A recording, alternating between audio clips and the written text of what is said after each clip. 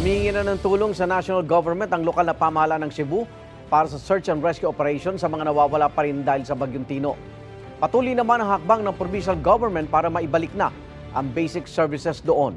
May unang balita live si Alan Domingo ng GMA Regional TV.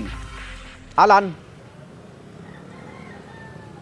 Igan, pinangangambahan ng mga otoridad na tataas pa ang bilang ng mga nasawi habang nagpapatuloy ang search and rescue operation sa mga lugar ng Cebu na malubhang na pinsala ng Bagyong Tino. Kinumbirma ni Liloan Cebu Mayor Aljo Frasco ang pagkamatay ng 35 na individual kasunod ang pananalasa ng Bagyong Tino. Inalod sila ng rumaragasang baha sa kasagsagan ng masamang panahon. Ang ilan sa mga nasawi ay pansamantalang inilagak sa punerarya ng Liloan. Ang inang ito isinalaysay kung paano nahiwalay sa kanila ang kanyang 5 taong gulang na anak na tinangay ng baha. Doon mi sa gaplon, pagdoon ako sa gaplon, nahayang man na ako ang papa.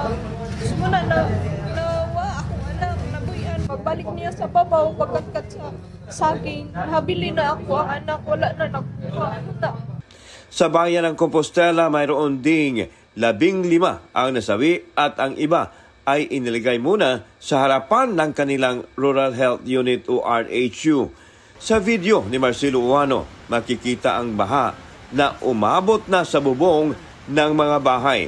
Sa Mandaue City naman, umabot na sa 12 katao ang nasawi dahil sa Bagyong Tino. Ayon kay Governor Pamela Baricuatro, humingi na sila ng tulong mula sa national government para sa search and rescue operations dahil naniniwala siya na mas marami pa ang natangay ng baha sa kasagsagan ng bagyo. Dagdag pa niya na nakatakdang bumisita dito si Pangulong Bongbong Marcos ngayong Biyernes. So we've already talked to Malacanang regarding sa reinforcement sa atong mga responders. So and we also talked to Secretary Teodoro, so the ILG. So that's why nagpadala sad sila og mga responders from Coast Guard, AFP, PNP, Philippine Navy. Pinulong din ng gobernador ang mga stakeholder kabilang na ang energy sector, communications o telco, water utilities at iba pa para mas mapadali ang pagbalik ng basic services para sa mga tao. We want to restore power and water as soon as possible, aside from the ongoing rescue operations. Samantala, ininspeksyon ni Department of Public Works and Highways Secretary Vince Dizon ang sitwasyon ng Mananga Bridge kasama si Talisay City Mayor Samsam Culyas.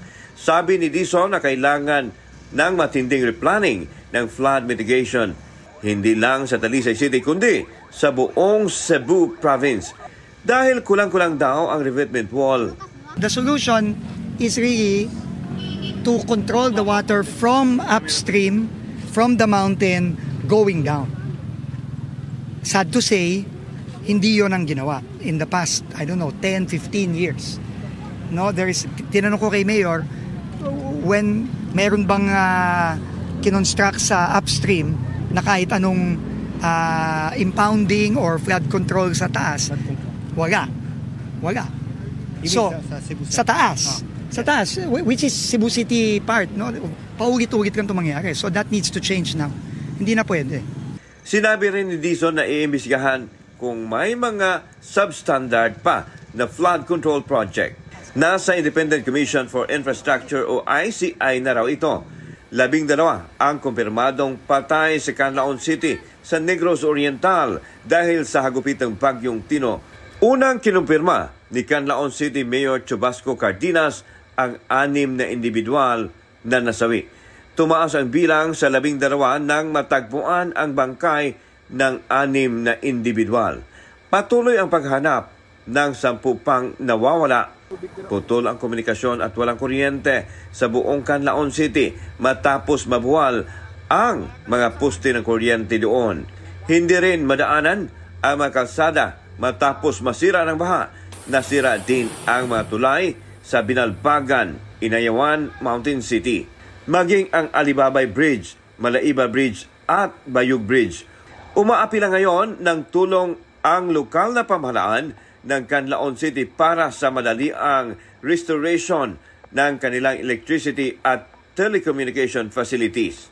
Nangangailangan din ng food supplies at tubig ang naturang syudad. Igan, ayon kay DPWH Secretary Vince Dizon, nakatagdang bumisita si Pangulong Bongbong Marcos Jr. bukas sa Cebu para personal na makita ang pinsala ng Bagyong Tino.